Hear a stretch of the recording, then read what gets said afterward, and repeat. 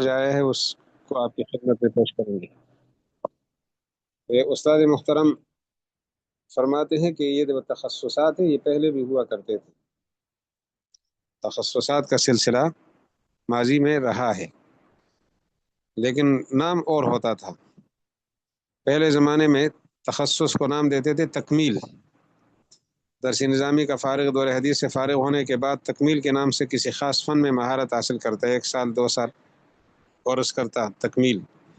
ہمارے یہاں خیبر پختونخوا میں تکمیل کے نام سے اب بھی یہ شعبہ قائم ہے، مختلف مقامات پر ہے۔ تکمیل کر رہا ہوں جی، تخصص تکمیل کا عنوان دے دیتے ہیں، تکمیل کر رہا ہوں میں علم الکلام میں، تکمیل کر رہا ہوں منطق میں، تکمیل فقہ میں، مختلف فنون میں تکمیل اب بھی ہیں، اصول الفقہ وغیرہ۔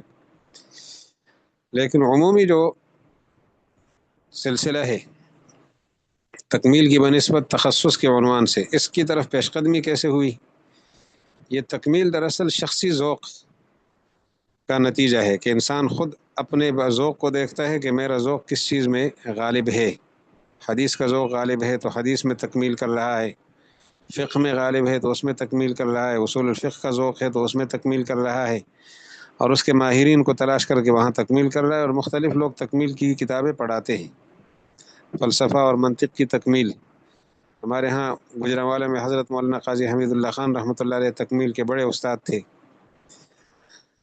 اور حضرت امام علیہ سنہ رحمۃ اللہ علیہ بھی اپنے دور میں تکمیل کے نحو کے اور بلاغت کے تو امام کے درجے پر فائز تھے، اور عجیب و غریب نکات وہ بیان فرماتے تھے، خاص طور پر جب ان سے کوئی سوال کرتا جو عجیب نقطہ بیان کر لیتے۔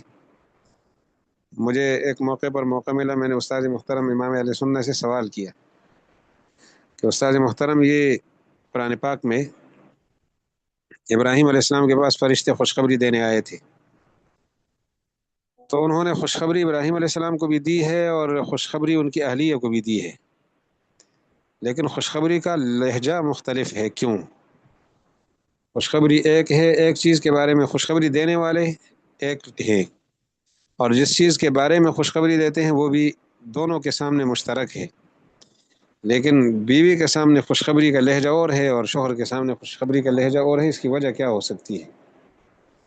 بیوی کو فرمایا کہ بشرناہا باسحاق ومن وراء اسحاق یعقوب، ہم نے ان کو خوشخبری دی اسحاق کی اور اسحاق کے بعد یعقوب کی، اور شوہر کے سامنے جو خوشخبری دی جا رہی ہے بشروہ بغلام علیم، نام اور اس کے بیٹے کا نام اس کا تذکرہ نہیں ہے، سمجھدار ذہین ہونہار بچہ ہوگا، اور اسماعیل علیہ السلام کے حوالے سے بشروہ بغلام حلیم، بردبار بیٹا ہوگا، تو وہاں صفت بیان کی جا رہی ہے اور یہاں نام اور اولاد کا تذکرہ ہو رہا ہے، اس میں کیا حکمت ہو سکتی ہے؟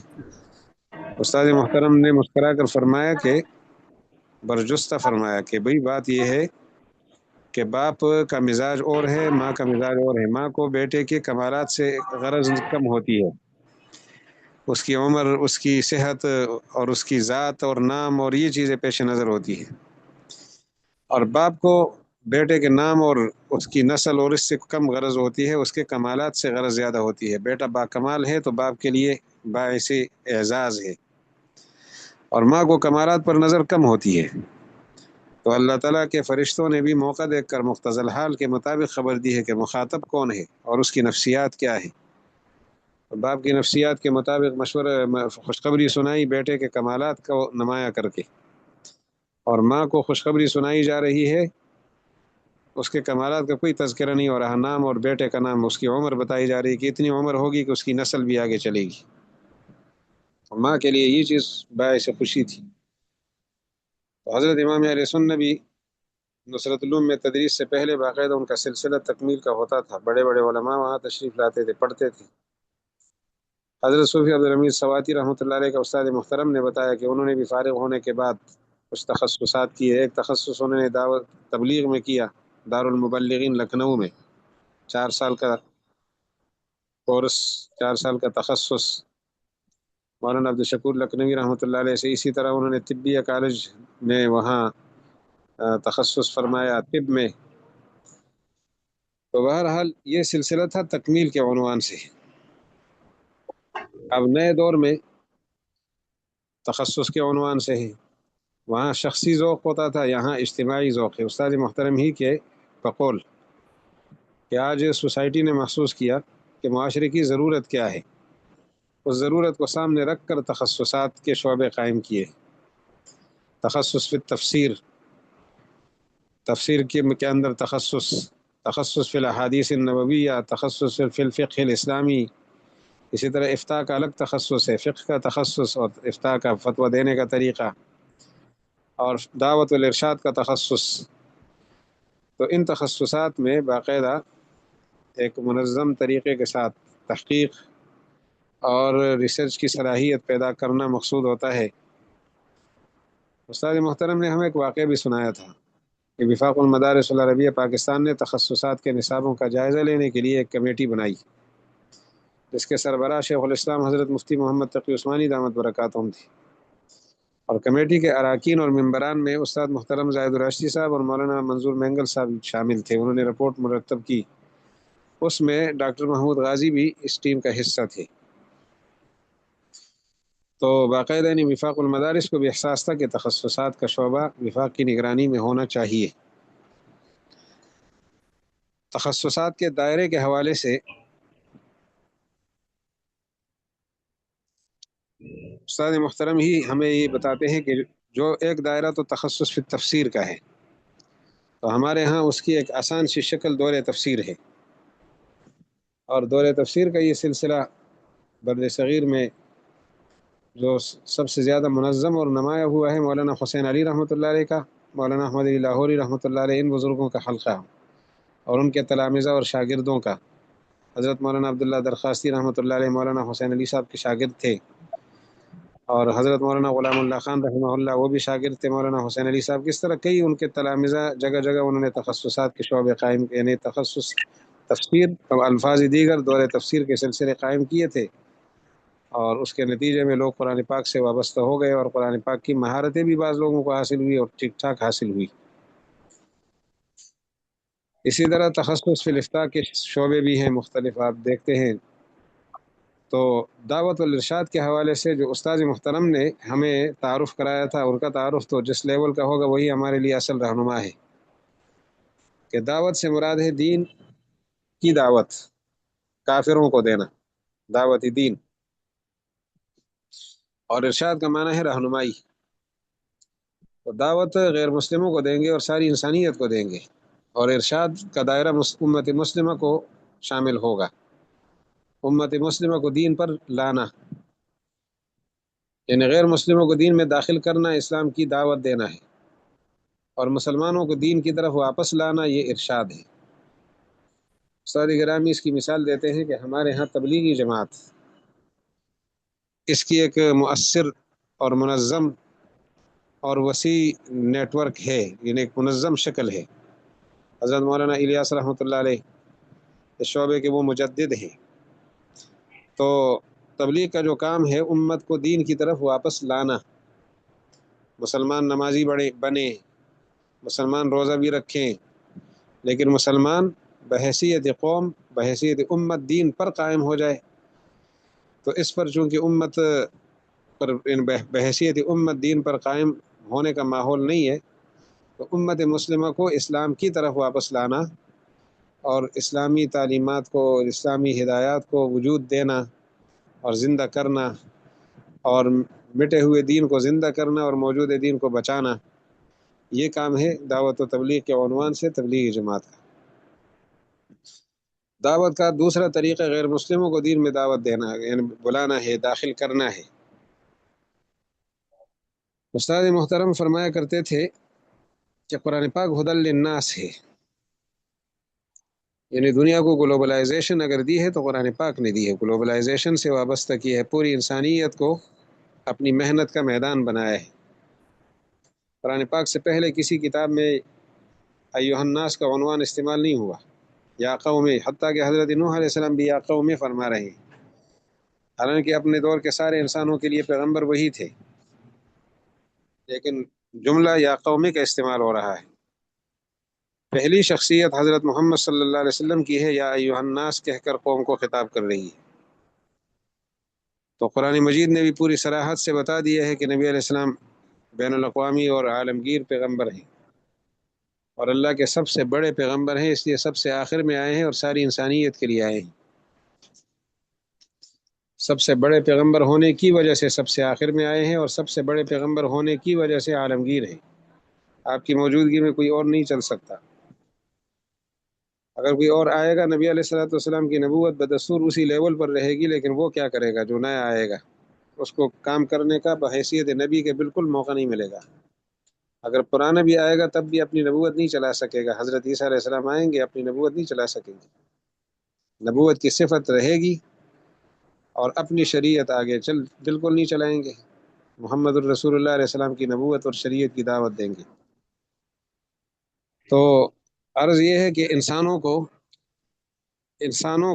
اسلام کی دعوت دینا، غیر مسلموں کو، انسانی آبادی اس میں مسلمان تقریباً 20% کے لگ بھگ، زیادہ سے زیادہ ہو جائے تو 30% ہوں گے، 40% سے کم مسلمان ہیں، اور زیادہ حصہ غیر مسلموں کا ہے۔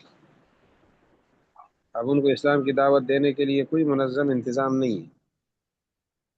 دو قومیں دنیا میں اس بات کی دعوے دار ہیں کہ پوری دنیا ہماری محنت کا میدان ہے۔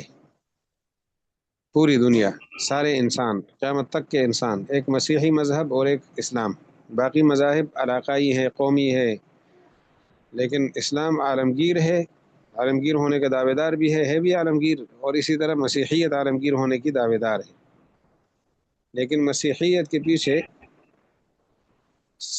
باقاعدہ ریاستی قوتیں ان کی سرپرستی کرتی ہیں، ان کے مشنری ادارے ہزاروں کی تعداد میں موجود ہیں، ایشیا میں، آسٹریلیا سے، اور اس طرح جگہ جگہ وہ اپنے مشنری اداروں کے ذریعے سے تبلیغ کرتے ہیں۔ مشنری ہسپتال ہیں، مشنری اسکول ہیں۔ دوسری طرف اسلام تو مسلمانوں کے بارے میں ہم دیکھ رہے ہیں کہ کوئی ایسا منظم نظام ریاستی سطح پر موجود نہیں ہے۔ شخصی طور پر کسی نے بین الاقوامی طور پر دعوت دے دی، ریاستی سطح پر اس کا نظم نہیں ہے۔ تو اس کی باقاعدہ دونوں کی ضرورت ہے، دعوت والارشاد، دونوں شعبے زندہ کرنے کی ضرورت ہے۔ یہاں پر تبلیغ ہم کس کی کریں گے؟ ارشاد کے لیے کیا موضوع، کیا نصاب استعمال کریں گے؟ تو لازمی بات ہے قرآن و سنت استعمال کریں گے۔ قرآن و سنت کے علاوہ تو اور کوئی چیز نہیں ہے۔ وہی تبلیغ کی، یعنی تبلیغ وحی ہی کی ہو سکتی ہے، غیر وحی کی تو تبلیغ نہیں ہوتی۔ تو جب ہم تبلیغ وحی ہی کی کریں گے تو دو باتیں ضروری ہوں گی: ایسی صلاحیت جس کے ذریعے سے ہم وحی تک رسائی حاصل کریں اور وحی کو سمجھیں۔ دوسری چیز جو انتہائی ضروری ہے کہ وحی کو انسانیت تک کیسے پہنچائے، ان کی سطح کے مطابق ان تک وحی کیسے پہنچائے۔ تو وحی کو سمجھنے کے لیے، یعنی وحی تک رسائی کے لیے جو ہمیں لوازمات درکار ہیں وہ ہے مثلا صرف ہے، نحو ہے، معانی ہے، بیان ہے، بدیع ہیں، اصول الفقہ ہے، منطق ہے، فلسفہ ہے، اور زبان دانی ہے، خود عربی کو سمجھنا، عربی کو اب اس کے لیول پر سمجھنا اور اس میں مہارت پیدا کرنا، جس کے نتیجے میں ہم قرآن پاک تک رسائی حاصل کر سکیں گے اور سنت تک، اور سمجھ سکیں گے۔ لیکن قرآن و سنت کو لوگوں تک پہنچانا، اس کے لیے تنہا یہ علوم کافی نہیں ہے، اور ان کی اصطلاحات چلیں گی بھی نہیں۔ آج کی نئی زبان، آج کا نیا اسلوب اور اس کے دائرے اور موجودہ ماحول کے ہتھیار، ان کو سمجھنا اور ان ہتھیار کو اختیار کر کے لوگوں تک قرآن و سنت پہنچانا ہے۔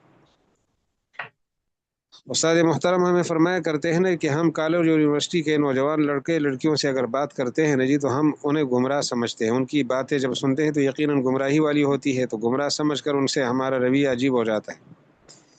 اگر ہم ان کو نو مسلم سمجھ کر ان سے بات کر لیں تو کیفیت اور ہو جائے، اور واقعی یہ نو مسلم کی حیثیت رکھتے ہیں، جیسے نیا بدنہ مسلمان ہو جائے۔ وہ دین سے واقف نہیں ہے تو واقف نہ ہونے کے نتیجے میں غلطیاں تو کرے گا۔ ایک ہے دین سے واقف ہو کر غلطی کرنا، وہ گمراہی ہے۔ ایک ہے بالکل ناواقف ہو کر غلطی کرنا، تو اس کی مثال نو مسلم کی ہے۔ تو نو مسلم کی نفسیات اور ہوتی ہے اور گمراہ کی واقعی نفسیات اور ہوتی ہے۔ تو سامنے کا مخاطب ہم جس طرح اس کو سمجھیں گے اس کے مطابق اس سے پیش آئیں گے۔ تو اس سلسلے میں قرآن پاک سے استفادہ، احادیث سے استفادہ، اور قوم تک ان ہتھیار سے اسلحہ لیس ہو کر، جس ہتھیار کی دنیا کو ضرورت ہے، جس ہتھیار کی زبان دنیا کو سمجھ آتی ہے دلیل کی دنیا میں، اس سے ہم مالا مال ہو کر انشاءاللہ میدان میں کام کریں گے۔ اللہ جل جلالہ ہمیں توفیق عطا فرما دے۔ مجھے اندازہ نہیں تھا کہ وقت کتنا لینا ہے اور کتنا ہو گیا ہے، تو بہرحال اسی پر اکتفا کر لیتے ہیں۔ ممکن ہے وقت 8 بجے تک ہی تھا، مزید اس میں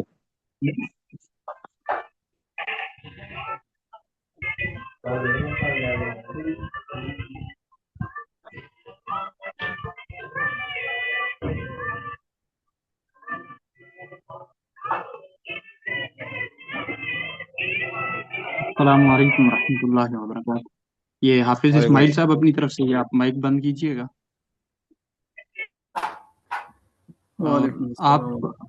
آپ حضرات میں سے اگر کسی کا کوئی سوال ہو تو سوال کیا جا سکتا ہے، اپنی طرف سے مائک آن کر کے آپ سوال کر سکتے ہیں۔ السلام علیکم ورحمۃ اللہ، وحید اقبال عرض کر رہا ہوں۔